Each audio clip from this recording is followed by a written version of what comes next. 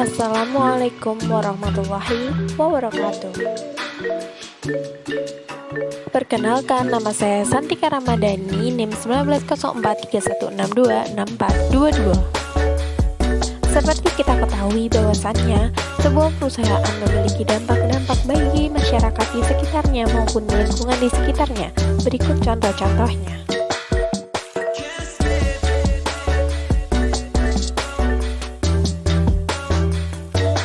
Berangkat dari beberapa berita yang ada tadi, maka saya akan menganalisis mengenai eksternalitas PT Greenfield Indonesia.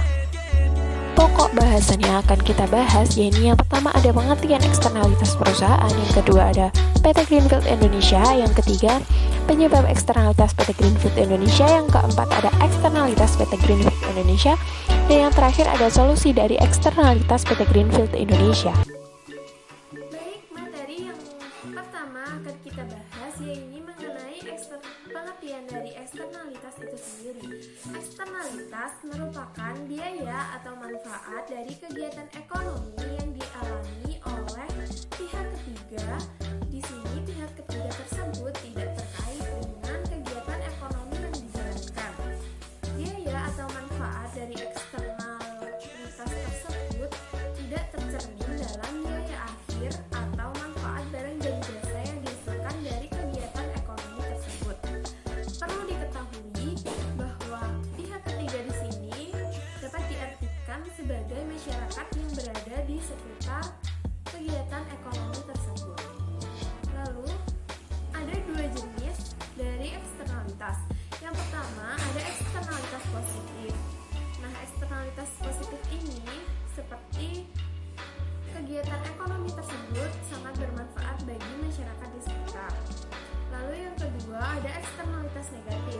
Eksternalitas negatif ini memiliki kekurangan atau merugikan bagi masyarakat di sekitarnya, seperti pencemaran, polusi, dan juga limbah.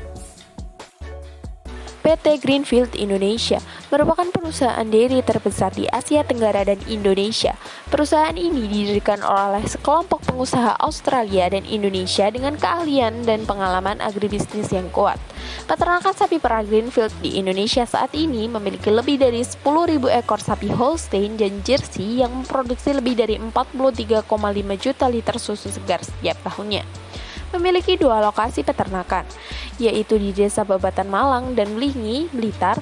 Dengan lokasi yang strategis tersebut, peternakan sapi perah ini juga membantu perkebunan milik penduduk di sekitarnya. Air yang memiliki kandungan pupuk alami disalurkan melalui pipa khusus ke perkebunan.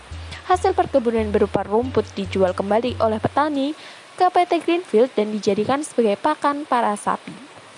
Baik, di sini saya telah menganalisis permasalahan dari PT Greenfield Indonesia.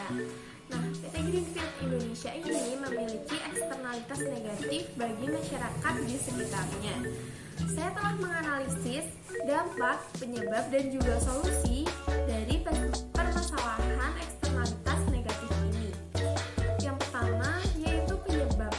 Penyebab dari PT Greenfield memiliki eksternalitas negatif yaitu yang pertama adanya kebocoran pipa pembuangan limbah kotoran ternak yang disalurkan ke sungai.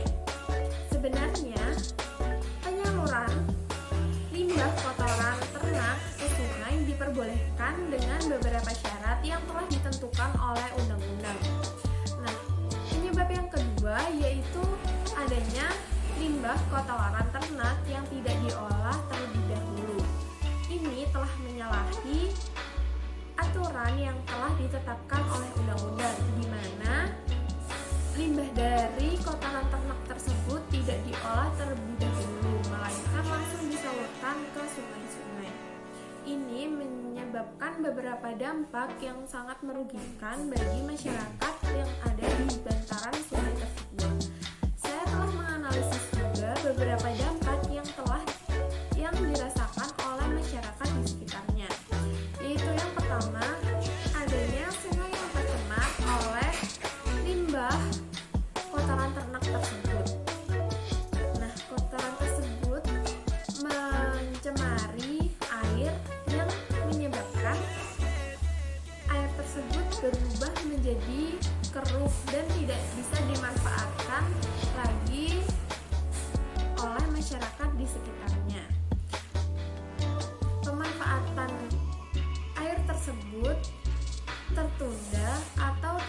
menghasilkan hal yang baik bagi pertanian. Misalnya, banyak masyarakat yang merasa merugi dengan adanya air yang tercemar tersebut. Hasil panen yang dihasilkan tidak maksimal. Lalu yang ketiga ada pencemaran udara.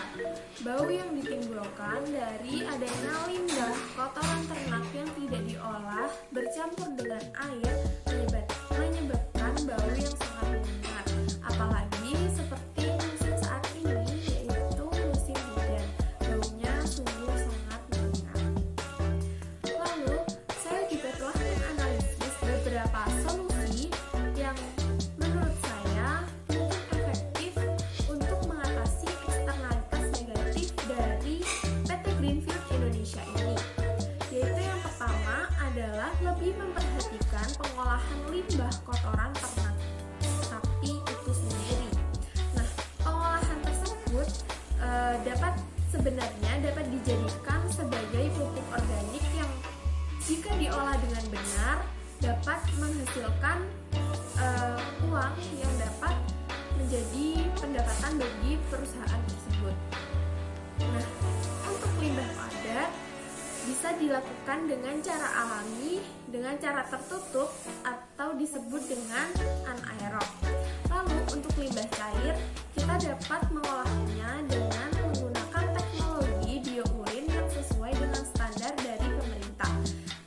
Kedua, pengolahan ini diharapkan mungkin dapat membantu sebelum limbah tersebut dibuang ke sungai. Lalu yang kedua, PT Greenfield memperbaiki saluran pembuangan limbah agar tidak bocor kemana-mana.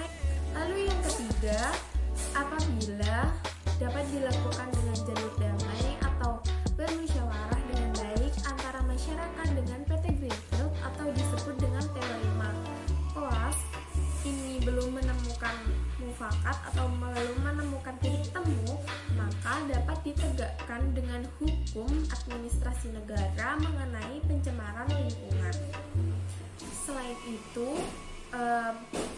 dapat juga dilakukan dengan regulasi atau juga dengan menetapkan pajak bagi PT Greenfield itu sendiri. Sekian analisis saya. Terima kasih telah menonton. Apabila ada kesalahan, saya mohon